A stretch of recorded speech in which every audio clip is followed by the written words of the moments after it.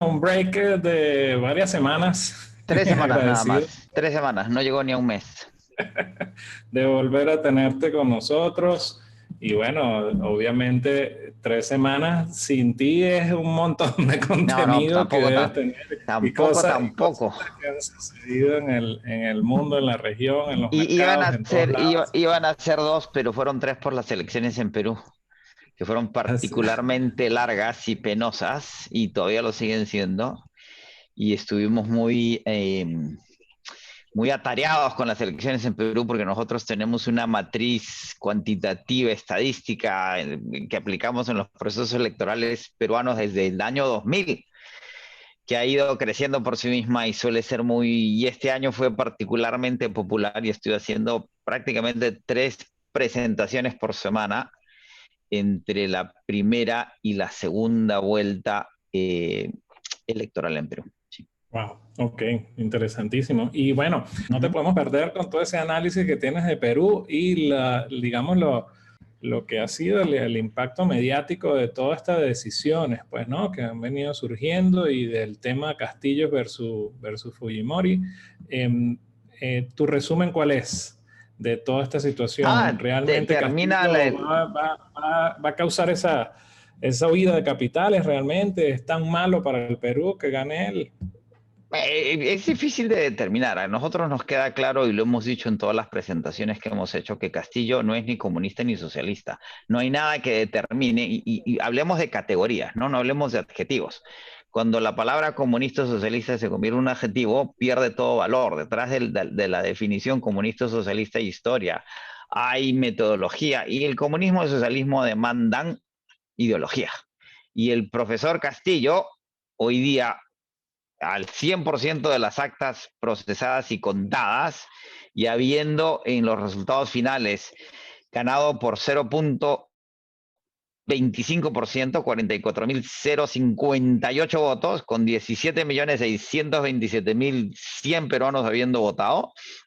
Hay un proceso ahorita de impugnación de actas no hecho en mesa por el Partido Fuerza Popular, que es el partido de Keiko Fujimori, en el que se cuestiona el voto en 940 mesas. La mayor parte de esas impugnaciones entraron fuera de los límites que establece la ley. En el Perú se pueden impugnar actas 3 días después de haberse cerrado la elección, que son 72 horas. Sin embargo, el Jurado Nacional de Elecciones, la OMP en el Perú, diseña, administra el proceso y cuenta los votos. Y el Jurado Nacional de Elecciones eh, resuelve cualquier disputa de cara a esos votos y proclama al presidente. Entonces ahorita ya se han terminado de contar los votos, entonces matemáticamente, absolutamente, ganó la elección Pedro Castillo por esos 44.058 votos, pero en la medida que haya actas por impugnar, Fuerza Popular presentó 940 actas, pero solo 134 a tiempo, y lo que se está discutiendo técnicamente es que se acepten 600 actas que se presentaron hasta las 11:59 p.m. del tercer día, y no hasta las 8 de la noche, que es lo que decía la directiva administrativa del Jurado Nacional de Elecciones. Ahora, incluso si esas 600 actas entran, de las 133 que entraron a tiempo ya se rechazaron 70, porque son irregularidades que suceden en cualquier elección en la que votan 17.600.000 personas. ¿Sí? Es inevitable. Y el nivel todas esas actas representan el 1% del voto, lo cual es razonable en términos de irregularidad. No hay evidencia, prueba de fraude. El fraude tienes que demostrar una intención sistemática de haber tratado de engañar al sistema. Ahora, si esas actas se eliminasen, eso involucra, te digo exactamente el número de votos, involucra 199.000 votos. Habiendo ganado por 45.000 la elección, podría darse la vuelta por un tema administrativo. Y eso es lo que viene, es la discusión en los próximos días. Por eso no tenemos tenemos un presidente matemáticamente electo, pero no electo, ¿sí? Y tampoco, y esa es la discusión que estamos viendo, es una discusión legal en este momento, regulatoria. Ya los abogados de Fuerza Popular han dicho que no van a llevar el tema a un proceso judicial, sino que lo que determine el Jurado Nacional de Elecciones se decida. En todo caso, ¿qué acaba de suceder en el Perú? Vamos a ver cómo se define si Pedro Castillo es proclamado presidente de la República. Pedro Castillo tiene una agenda, una propuesta radical. Castillo es un izquierdista conservador, es pro vida, es pro familia, tiene una base importante cristiana, evangélica, muy conservadora. El voto se dividió claramente entre las regiones y Lima. No tiene mayoría legislativa, no tiene un apoyo sustancial de las Fuerzas Armadas como la tuvo la administración de Fujimori hace hace casi 30 años. El sector privado ya ha empezado a tener una actitud racional y constructiva de cara a una administración de Castillo. La CONFIEP, que es el equivalente de la Fedecámaras venezolana, ha manifestado su interés, su vocación por contribuir a quien salga elegido presidente del Perú. El sector minero ya ha manifestado su interés, vocación por trabajar con quien salga elegido en el Perú y a discutir el aumento de las cargas tributarias. Lo mismo, todos los sectores se están alineando. La clave va a ser, una vez más, en aquello que es nuestro moto, sensibilidad en lo social, racional en lo político, pragmatismo en lo económico, que la administración de Castillo, si es proclamado por el Jurado Nacional de Elecciones, sea pragmático en lo económico. Yo creo que el sistema, el modelo, no permitiría que tome decisiones muy radicales, no tiene la capacidad legislativa para hacerlo, ¿sí? Salvo que fuerce medidas extralegislativas, como hizo Chávez después de esa elección en el 98, pero las condiciones que le permitieron eso a Chávez no se reproducen en el Perú, ¿sí? Y es muy difícil que Castillo lo pueda forzar, ¿sí? Y además con una elección en la que prácticamente ha ganado por 45, por un margen de un cuarto de punto, lo que le está diciendo el mercado es, mire, y hay muy clara la vocación de que el modelo necesita ser reseteado, necesita ser modificado, más aún de cara a una plaga que en el caso de Perú ha matado a 187,000 personas. Ya es oficial que el Perú tiene el índice de mortandad por 100, por 1000 más alto del mundo. 1 de cada 200 peruanos ha muerto por COVID. Tenemos una emergencia ahorita en Arequipa, que es mi pueblo, bastante seria. Hay una necesidad de que se modifique el modelo, lo que indicaron las elecciones de la Asamblea Constituyente de Chile, sin que lo revolucione. Y la clave va a ser si Castillo rompe o no con Vladimir Cerrón, que es el presidente del partido que lo lleva a la presidencia. Él no es un militante, no es un fundador de Perú Libre, que es el partido de Cerrón. Cerrón es un ex gobernador del departamento Junín, más o menos tóxico, ¿sí? Ahora, su partido no es un partido, es un movimiento político. La discusión en Perú es si un profesor de Puña, distrito de Antabamba, provincia de Chota, departamento Cajamarca de la República del Perú, más un exgobernador de Junín, con un movimiento político regional, puede acabar con una economía de 300,000 millones de dólares que tiene distintas instituciones. Difícil de creer. Ahora, eso ha generado una cantidad de contradicciones, temores, ansiedades en el Perú, obvias y muy grandes. Pedro Castillo no pertenece a ninguno de los networks tradicionales en el Perú. Entonces es como un desconocido, ¿no? Es difícil de leerlo. Y por otro lado, la irrupción de Castillo en la escena política peruana cuestiona, pone en jaque, redinamiza todo un sistema político que de una u otra forma ha funcionado con ciertas rupturas singulares en la historia del Perú por los últimos más o menos 200 años. Celebramos el bicentenario de la independencia del Perú el 28 de julio de este año, y además es la consolidación del bicentenario de la independencia latinoamericana, porque el último país en independizarse, si no me equivoco, fue Perú, y donde se consolida la independencia latinoamericana es en las batallas de Junín y Ayacucho en 1824. O sea, esa es un poco la figura. O sea, ¿por qué, digamos, vemos un lineamiento en casi todos los medios de la comparación de Castillo con Chávez? ¿Qué te resuena eso a ti? O sea, digamos, ¿cómo lo percibes tú como peruano, como analista, como conocedor del caso Mira, venezolano en las completamente? presentaciones que he venido haciendo, hay que evitar los estereotipos. Y en el caso venezolano, la elección de Chávez, hay un intento de golpe en el 92, antes de la elección de Chávez. Hay un intento de ajuste económico en el 89 que termina con el Caracazo, con mucha torpeza de parte de la segunda administración de Carlos Andrés Pérez. hay un canibalismo político. Si uno lee La rebelión de los náufragos, entiende lo que pasó antes del 98. Los partidos tradicionales empezaron a canibalizarse entre ellos, ¿sí? Mal ajuste económico el 89, intento golpe el 92, elección en el 98. Chávez tenía una base militar, el intento golpe en el 92 fue sustancial, movilizó una cantidad de hombres en uniforme, tenía aviones en el aire y blindados en las calles, fracasa porque eran minoría de cara a la mayoría dentro del ejército. Llega la elección en el 98, tenía una estructura más o menos montada en un país que tenía una serie de contradicciones, tiene cómo consolidar ese intento. Ahora, a Chávez le tomó 19 años, al chavismo, madurismo, le tomó 19 años crear el daño económico que estamos viendo hoy día, ¿sí? Porque en el camino, cuando Chávez llega al poder, el precio del petróleo estaba en $8 el barril, de 34, porque la crisis asiática, el default ruso. Si no hubiera habido esas dos crisis una tras otra, los planes fiscales de Caldera probablemente hubieran funcionado y el elegido hubiera sido otro, ¿sí? En el camino hay confrontaciones políticas muy grandes, una popularidad de Chávez que no tiene Castillo desde la elección, PDVSA, que le daba la caja a Chávez, que Castillo no tiene. En el Perú no existe nada similar a PDVSA, ¿sí? Hasta el año 2015, Venezuela tenía los índices de desarrollo humano más altos de América Latina. La crisis empieza en el 2010 y el colapso se da en el 2017, cuando Venezuela entra en el default de su deuda soberana y la deuda de PDVSA. De la elección al colapso son 19 años. O sea, tampoco es que Castillo acabe con el sistema peruano en 24 o 48 horas. ¿Puede disolver el Congreso? Difícilmente.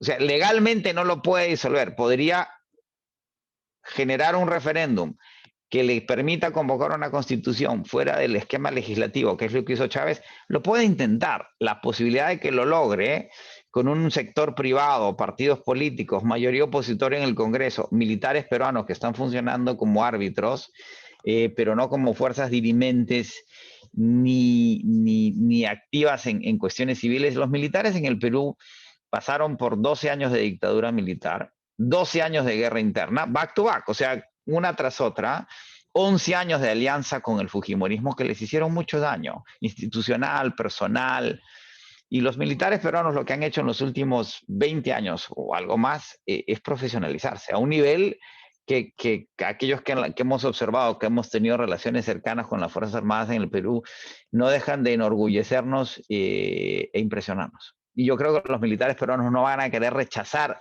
volver atrás en ese profesionalismo. Tampoco van a querer que el país entre en inestabilidad porque la estabilidad los favorece profesional y personalmente. Si no caemos en un esquema de irracionalidad política, en las presentaciones que he venido haciendo en el Perú, les decía, les voy a, lo que siempre digo, no, yo no doy opiniones, no me gusta dar opiniones, hacemos análisis y diagnóstico, como los doctores, ¿sí? En función de eso, dólar por dólar, de acuerdo a los artículos 4 del Fondo Monetario Internacional. Y la frase es clave. Evo Morales dejó Bolivia mejor de lo que le encontró. Dejó Bolivia mejor de lo que le encontró. No estoy diciendo que dejó el paraíso terrenal, ¿sí? Dólar por dólar. Lula dejó Brasil mejor de lo que lo encontró. Dólar por dólar, Correa dejó Ecuador mejor de lo que lo encontró. Y en esta discusión ha sido interminable, porque hay gente que ha trabajado en Ecuador, entonces me van a la información granular. Sin duda, granularmente, nunca nada es perfecto. Les estoy hablando de la figura más gorda, más general, ¿sí? Incluso los Fernández dejaron a Argentina mejor de lo que encontraron. ¿Pero cómo así? Ajá, ustedes se acuerdan del 2001, 2002, default, devaluación, es decir, Argentina sigue siendo un problema, pero está mejor de lo que estaba hace 20 años, como el resto de América Latina. Cuando Alan García deja el gobierno en el Perú en el año 1990, el PBI, pero ahora eran 26.000 millones, hoy ya son 300.000 millones, ¿sí? La única excepción a esa no es regla, a esa dinámica es Venezuela. Por eso Venezuela tiene circunstancias tan, pero tan particulares que no podemos calcarlas a otros países y las dinámicas peruanas van a ser otras. Y el perfil de Castillo no es el perfil de Chávez, por más que se lo quiera hacer similar. Y no va a ser el de Chile, en donde ya tenemos en donde la mayoría son independientes un tercio independientes, un tercio tradicionales, un tercio paritarios indígenas. Acaban de haber elecciones de segunda vuelta regionales en Chile. Ganó la centroizquierda. La centroderecha está totalmente desplazada, ¿sí? La alcaldesa de Santiago es miembro del Partido Comunista de Chile, tal cual, y ella dice que ya no come niños, y es obvio que no come niños, ¿sí? Y tenemos elecciones en Chile en noviembre. Las posibilidades del candidato del Partido Comunista de Chile son relativamente sólidas, ¿sí? Ergo, podríamos tener un presidente chileno, miembro del Partido Comunista de Chile, formalmente. Y yo creo que en Chile puede haber cierta ansiedad, pero nadie cree que vaya a suceder lo que sucedió en el año 70, 71, 72 del gobierno de la Unidad Popular. Estamos en el siglo XXI. ¿Crees que Colombia también caiga en ese entorno? Ya La- teniendo las elecciones el año que viene. el paro general continúa en Colombia, la situación no ha mejorado, el coche bomba en Cúcuta genera en la base, en la instalación militar de Cúcuta, similar a la que hubo en Bogotá hace unos años, se sigue generando incertidumbre y tensión en el país. La impopularidad de la administración Duque es del 77%. El propio Uribe, el expresidente Uribe, está criticando a la administración Duque. Su inoperancia es evidente y es muy claro por las primeras encuestas. Todavía la elección de Colombia es el próximo año. Es que Gustavo Petro tiene una gran posibilidad de ser elegido. Falta mucho pan por rebanar, pero es presidente de Colombia el próximo año. Ahora, Petro es singular, es particular, pero ha sido alcalde de Bogotá, tiene una práctica política, ha sido senador, diputado colombiano por periodos relativamente largos, y es de los primeros ex guerrilleros movilizados del M-19, o sea, no es ni parte de la FARC ni parte del ELN. Vamos a analizar granularmente lo que eso significa. Y la sociedad colombiana es una sociedad muy institucionalizada, muy organizada, ¿sí? No se asemeja, salvo a Chile, no se asemeja a nadie. Y lo mismo veamos en México lo que está sucediendo con AMLO. AMLO, que es absolutamente peculiar, no ha podido pasar más allá de lo que su poder político le permite. Las corporaciones, entre las corporaciones más grandes de América Latina están en México. Y ya los sectores privados latinoamericanos, salvo en Venezuela, son grandes muros de contención de cara a los excesos políticos, ¿sí? Cuando tenemos multilatinas, con músculo, con influencia, con empleados, las dinámicas son otras. Lo mismo en Brasil. Y las posibilidades de Lula de ser elegido el próximo año en Brasil también son relativamente altas. Ahora, esta nueva ola de progresistas no se parece a lo que se llamó la ola rosada anterior, porque las dinámicas son distintas, son otras. Y en ese contexto es que hay que entender a Castillo y yo creo que lo que ya está primando en Perú, más allá de las tensiones, muy similares además a las que vimos con Trump en los Estados Unidos, Reinaldo, en términos de si hubo fraude o no, y si la gente va a creer en el fraude o no, independientemente que el fraude existió o no, la decisión está en manos del Jurado Nacional de Elecciones. Y no podemos en el Perú eh, restarle credibilidad a las instituciones porque lo que está sucediendo en Estados Unidos, terminamos disparándonos ni siquiera en el pie, sino en la rodilla. Es que los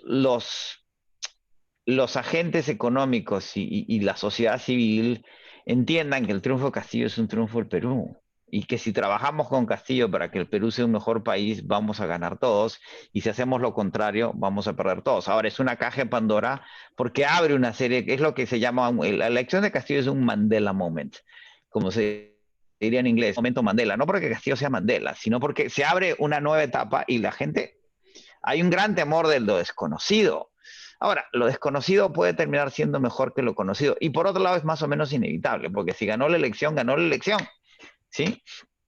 Y lo peor que podemos hacer es tratar de boicotear un gobierno. Más lo hicimos. Hemos tenido 4 presidentes en 5 años y tampoco funcionó. ¿Sí? Si todas las partes son racionales, si hay pragmatismo en lo económico, si hay sensibilidad en lo social que lo demanda la pandemia, no hay razón para que en este nuevo ciclo el Perú siga mejorando. Listo. Bueno, muchísimas gracias, José. Llegamos al límite hoy.